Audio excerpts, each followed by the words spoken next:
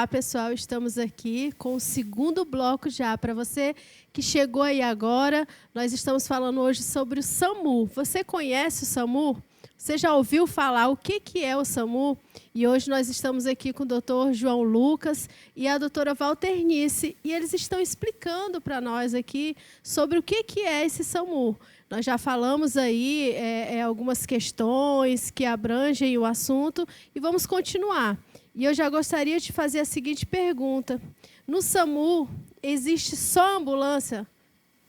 E aí? Só existe ambulância lá no SAMU? Não tem mais outro serviço, doutor João? Não, ambulância? A gente, quem é samuzeiro mesmo, gosta mesmo da adrenalina, de ir lá para a rua, de chegar na ambulância, no meio da galera, da população, ajudar, salvar. Mas não é só isso. A gente também desenvolve várias atividades fora da questão do atendimento, tá? De capacitação, de educação continuada, de mostrar para a população o que é o SAMU, né? De aproximar o leigo, de aproximar as pessoas do serviço de atendimento móvel de urgência. E de também capacitação, né? A gente tem os serviços do SAMUzinho na escola, SAMU na comunidade, conhecendo o SAMU, que também a gente desenvolve atividade de treinamento e capacitação para ajudar, instruir a pessoa leiga em situações de emergência que possam ajudar e dar desfecho até podendo salvar vidas. Eu sempre brincava com a Anice e eu falava assim, gente, eu acho muito top a equipe do SAMU, mas eu não consigo me ver dentro da ambulância. Anice, arruma um emprego para mim lá, só para me ficar lá, assim, fazendo outra coisa que não seja dentro da ambulância. Gente, porque esse negócio de estar dentro da ambulância, a pessoa tem que ter mesmo o dom, viu, né, Nice? Tem que ter o dom, tem que gostar muito. E eu vejo que a equipe do SAMU, eles amam isso. Se você disser assim, não, vocês não vão mais poder ir para a rua, vocês vão ter que ficar aqui dentro, aqui, só mexendo em parte burocrática, eu acho que eles infartam lá dentro, né? Porque está no sangue, Nice, isso? A gente fala que o nosso manto azul e o nosso sangue azul corre nas veias. É paixão, a gente fala que é paixão para uma vida toda. E a gente costuma sempre falar que uma vez SAMU, sempre SAMU, é SAMU até morrer. E a gente gosta muito, a ambulância, a intervenção, é como o doutor falou, realmente a adrenalina é aquilo que te desperta e te acorda todo dia. Eu sempre falo que é assim a prova daquele mandamento divino mais especial, que é amar o próximo como a você mesmo. Às vezes a gente ama até mais do que a gente mesmo, que a gente vai para os locais assim, que a gente não conhece quem é o próximo, não sabe o risco que a gente está se envolvendo, e a gente vai lá e faz. Não importa cor, raça, sexo, a gente faz por salvar e por amar realmente. E, acima de tudo, é amor pela profissão. Só que, assim, para que tudo isso ocorra da maneira certa, não precisa só ter essa vontade de ir lá fazer, tem que saber fazer, tem que ser capacitado e bem capacitado para fazer certo. Porque, às vezes, você tenta ajudar e acaba prejudicando, trazendo uma sequela maior, né? E, para isso, a gente trabalha, como o doutor João falou, com muita capacitação. E a gente acha bem legal também quando a gente faz isso para a população. A gente faz muito treinamento de primeiros socorros, a gente vai nas escolas, nas creches e faz o SAMUzinho na escola. Leva os simuladores também, né, os bonecos para treinamento. O pessoal adora, que a Dharmina também adora, que eu sei. Gosto as disso. Simulações, e é bem interessante. A gente faz isso, a gente leva um pouquinho do nosso mundo para a população, para eles verem a importância do trabalho, o quão difícil é o nosso trabalho e o quanto a gente depende deles para que ele seja feito de uma maneira de excelência, né? Eu acho importante vocês estarem frisando isso, sobre a capacitação, sobre você ser realmente um bom profissional ali onde vocês estão trabalhando. Porque eu me lembro assim, que a Anice ela sempre tinha muito cuidado, ela já está na coordenação aí há décadas. Eu quero falar que ela já é velha, gente. Entendeu? Assim, e ela tinha muita preocupação. Sempre era assim, quem é que vem para cá? Não era isso, nisso. Ela falou assim, não, pelo amor de Deus. Aí ela falava assim, pelo amor de Deus, quem é que está designado, que equipe, porque às vezes muda, né? Às vezes médico sai, entra, e ela sempre ficava preocupada nisso. E aí eu comecei a entender o porquê, né, dessas preocupações todas, e ela já deu aqui alguns exemplos a respeito disso. é uma coisa que não tem como pensar ali, né?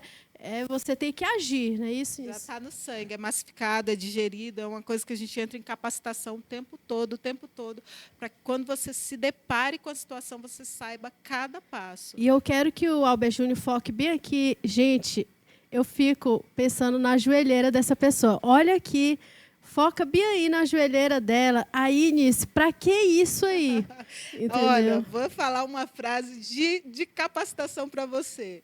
Socorrista, joelho ao chão, sangue na luva e fé no coração. Então, é para isso que a gente faz. É sempre com o joelho no chão. Gente, essa joelheira dela aqui, um chute nessa joelheira. Já viu muita coisa. Já atendeu muita gente. É verdade. Não, muito bacana. E aproveitando esse gancho, eu gostaria que vocês falassem para a gente quem compõe a equipe do SAMU, assim, de uma maneira abrangente, né? Bom, nós temos a central de regulação, que é formado tanto por profissionais não médicos, quanto não da área da saúde, quanto profissionais da área da saúde. Nós temos a nossa equipe desde dos telefonistas, nosso pessoal da limpeza, os condutores, auxiliares administrativos, radiooperadores. Tá? E temos os profissionais da área da saúde, técnicos de enfermagem, os enfermeiras e os médicos e as médicas. Tá? Nós temos 2 tipos de ambulância. A ambulância a USB, que é a unidade de suporte básico, que ela é tripulada por um condutor e um técnico de enfermagem, que ela é designada para ocorrências que são mais leves, que não tem a necessidade de levar um UTI móvel. Tá? É um paciente que caiu de moto, um acidente leve ou moderado. E nós temos também a nossa unidade de suporte avançado, que ela é tripulada pelo condutor, pela enfermeira assistencial e pelo médico intervencionista, tá? Que vai nos casos mais graves, casos de risco iminente de morte, em que as condutas devem ser tomadas imediatamente, antes mesmo de chegar no hospital, para salvar a vida dessa pessoa, desse paciente. Tá? Só um adendo rapidinho. Quando o doutor João fala dos nossos condutores têm um quê especial aí, que eu falo que é o diferencial. Que o nosso condutor é condutor socorrista, ou seja, ele participa ativamente do salvamento. Não vai lá só para conduzir a ambulância. Ele está lá junto, inclusive na USB, né? Porque só vai um técnico de enfermagem e um condutor socorrista. Então, ele é ativo e é socorrista. Além de condutor, eu falo que é o nosso ponto de apoio dentro da equipe, né, doutor João? E ele participa de todos os treinamentos ali, não é isso? Exatamente, junto com os técnicos, com os enfermeiros e com os médicos. A equipe participa todo mundo. E aí a pergunta que não quer calar, né? Quando que eu devo chamar realmente a ambulância do SAMU? Vocês já falaram aqui, explicaram algumas questões, mas eu queria que vocês focassem nisso bastante para que a população realmente só chame a ambulância quando realmente precisar, né? Então, eu queria que vocês falassem um pouquinho a respeito disso. Bom, eu como médico, além de ser intervencionista, de estar lá na ambulância, a gente também faz essa parte de regulação. A Anice, ela tem sempre esse cuidado de que os profissionais médicos eles têm que ter essa dupla visão, né? Os que trabalham na CRU, né? Que é a nossa central de regulação. O médico vai para o campo, mas ele também continua na regulação e vice-versa, para ter uma visão de cada mundo, né? Então, assim, ligar para o SAMU, de cara a gente já pensa assim, situações de risco de vida, risco iminente, né? De morte ou pacientes que não têm, que precisam de uma assistência urgente, uma remoção urgente. Caso de choque elétrico, né? Paciente, às vezes, inconsciente depois do choque, acidente com produtos perigosos, envenenamento, pacientes que fazem ingestão de veneno. É muito comum a gente receber essas solicitações. Infelizmente, assim, tentativa de suicídio. Então, tem que ligar para o SAMU para a gente fazer o atendimento, que às vezes já lá a gente chega na cena, o paciente já está rebaixado, então a gente precisa de uma intervenção rápida, antes mesmo de chegar no hospital. Paciente com suspeita de AVC, paciente começa a ter alteração na marcha, desvio de rima labial, perda de força, todo tipo de agressão seja feita por arma de fogo ou ferimento por arma branca, a gente tem que ligar para o SAMU para fazer essa intervenção rápida no local. Casos de desabamento, soterramento. Mês passado a gente atendeu um paciente que, um final de semana, que ele estava fazendo escavação de um poço. E aí teve a liberação de gases tóxicos e aí acabou que também ele teve um desabamento parcial. A gente teve que ir junto com o Corpo de Bombeiros, tá? Crises convulsivas, as mais variadas, desde crianças com crise convulsiva febril, epilepsia.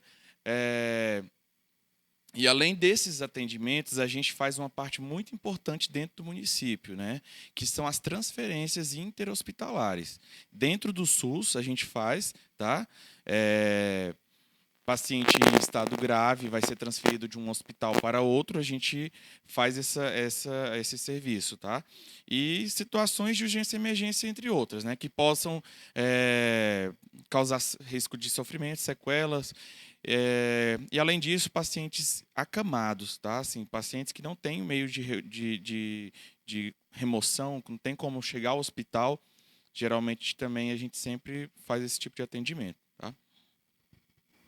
Só gostaria de aproveitar a audiência do programa e mandar um grande abraço aí para o pessoal que faz esse apoio com a gente nessas ocorrências, principalmente na parte de agressão e a parte de desencarceramento das vítimas presas em ferragem, que são os bombeiros, o pessoal da PM, da Guarda Municipal, da MTU, são os nossos parceiros de rua que a gente fala, que sem eles também a gente não poderia fazer uma grande parte do nosso trabalho, né, doutor João?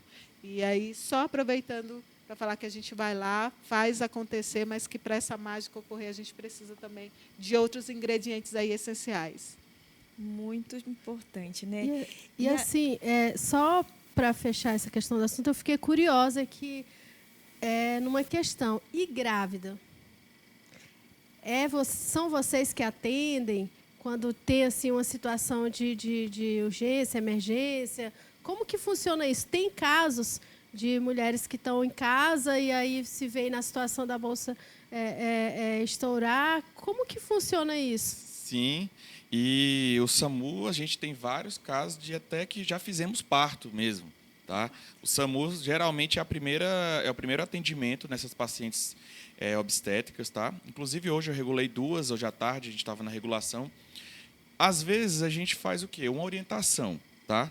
Paciente, você, pela ligação, colhe a história, a gestação, a quantidade de semanas de gestação, e você percebe que não é nada que tem que ser feito remoção, transferência hospitalar.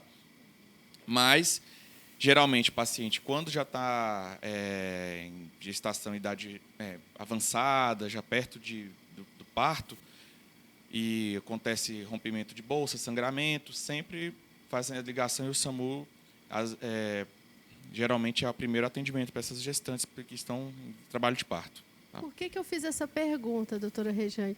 Porque assim, a gente sabe que é uma dúvida aí da população, de muitas mulheres se ligam ou não para o SAMU, né? Então, é importante estar falando, esclarecendo isso para essas mulheres. Não que assim, agora o SAMU só faz esse serviço, né? É claro que, como vocês já deixaram bem claro aqui nas perguntas que já foram realizadas e nas questões aí principais do atendimento do SAMU, né?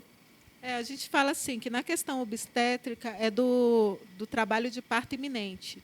É aquela que a gente sabe que não vai dar tempo da grávida, da mãe, procurar um meio de transporte e se dirigir até o hospital. Por muitas vezes, a gente, inúmeras partos domiciliares, parto dentro da ambulância. Inclusive, o primeiro que nasceu pelo SAMU, a mãe colocou o nome de Samuel. Samuel já deve ter aí uns 15 anos. Eu pensei que era Valternice.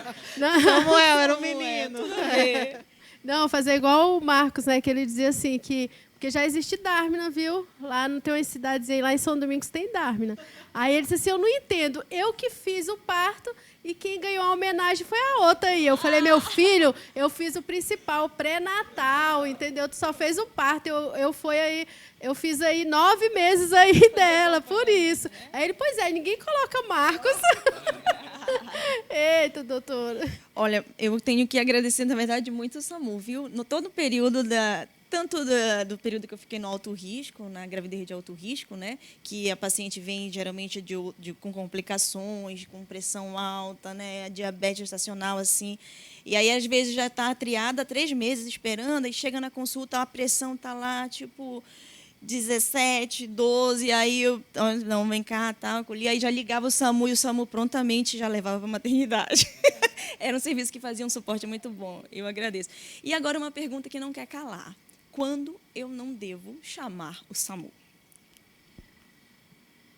Bom, essa pergunta também é difícil, né, de responder, mas nós, a gente na Central de Regulação, não tem como a gente mandar ambulância para todo mundo que liga. E a gente nega, às vezes, a ambulância, o solicitante, às vezes, fica com raiva, mas não é porque a gente não quer, não é porque a gente é ruim, porque o SAMU, como a Valternice falou no bloco anterior, a gente segue protocolos. A gente segue diretrizes que são feitas, que são seguidas por todas as unidades do SAMU nacionais, né? Então, assim, geralmente começa do ponto de partida risco, que não está em risco de morte, né? Não é uma urgência, que aquilo pode ser realizado em outro momento.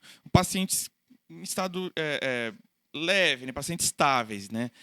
Geralmente, paciente com febre, assim, febre baixa. Ah, meu filho está com febre. Aí, antes de dar um remédio, às vezes até antes de procurar um postinho, uma UBS, não tem como a gente mandar a ambulância para todos esses casos, né? Paciente com dor crônica, dor lombar crônica. Claro que às vezes tem situações que o paciente trava, que a gente tem que levar a nossa unidade para fazer o pranchamento, tudo, mas geralmente a paciente tem dor no braço. Ah, hoje eu acordei. Não tem como mandar ambulância para todos esses casos, né? Vômito e diarreia. Ah, eu comi um sanduíche, estou passando mal. Preciso de uma ambulância. Não, primeiro você pode, por meios próprios, procurar o atendimento numa UPA, no postinho, na UBS, né? A gente também, às vezes, tem essa confusão de que o SAMU transporta óbito. Isso a gente não faz. Às vezes a gente chega numa ocorrência, né? Estamos fazendo atendimento, infelizmente o paciente pode ser que venha a falecer, e aí a gente faz esse transporte, mas do atendimento. A gente não chega na cena que já está o paciente em óbito e a gente faz esse transporte, não. Tá? Também o SAMU não faz transporte de pacientes sem regulação. Isso é uma coisa que, às vezes, dá muita polêmica, porque, às vezes, a família quer tirar de um hospital para outro, só para tirar, mas a gente não segue essas orientações. A gente segue o quê? O paciente, para ele sair de um hospital, ele tem que ter uma vaga em outro hospital, e tem que ter equipe, tem que ter um leito disponível para receber esse paciente. Tá? Pacientes com demandas clínicas, como troca de sonda, curativo, paciente torceu o pé, tornozelo, cólicas renais moderadas. Isso a gente também não é nosso perfil. Tá? E transporte também de pacientes entre hospitais da rede privada. Geralmente nós fazemos o quê?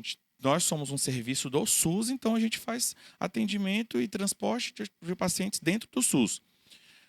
No caso da rede privada, o que a gente faz? Quando a gente faz uma transferência de uma rede privada para o SUS, aí sim nós temos autorização em legislação para realizar. Agora, de um paciente da rede do SUS para a rede privada, nós não fazemos. Tá? E também todas as outras situações que não se caracterizam como urgência e emergência. Assim, para quem está do outro lado da linha, para quem está também nos assistindo, assim, lembre que assim, nós temos uma quantidade, assim, temos 4 ambulâncias para atender toda a Marabá e região. Então, será que a sua urgência, será que a sua demanda é tão urgente para você ter que ligar para o SAMU? Sempre a gente tem que fazer esse questionamento. Tá? Todas essas colocações aqui que eu observo é porque realmente as pessoas ligam mesmo, viu? Às vezes pode parecer para você que está olhando aí, gente, mas quem é que liga por causa de uma febre? Né? Ligam, gente, ligam sim. Quem é que liga por causa de um vômito e diarreia? Ligam sim. Né? Então, assim, para observar bem, sempre se colocar num lugar do outro que realmente pode estar precisando, né? Essa eu acredito que seja uma das maiores informações que a equipe do SAMU gostaria de estar passando aqui hoje, essa do não, o que eu não devo chamar e o que realmente é uma urgência, porque já acontece também casos da pessoa achar que não é nada ali, né? Um AVC, por exemplo, e achar que não é e não chamar a urgência, né? E eu lembro que tinha muita confusão a respeito dessa questão do óbito, que eles querem que leve, né? E não é serviço deles. A gente vai estar falando daqui a pouquinho mais sobre isso. Gente, encerrou o segundo bloco já. Passou muito rápido. Mas não saia daí. Fique ligadinho que já a gente volta com o terceiro bloco.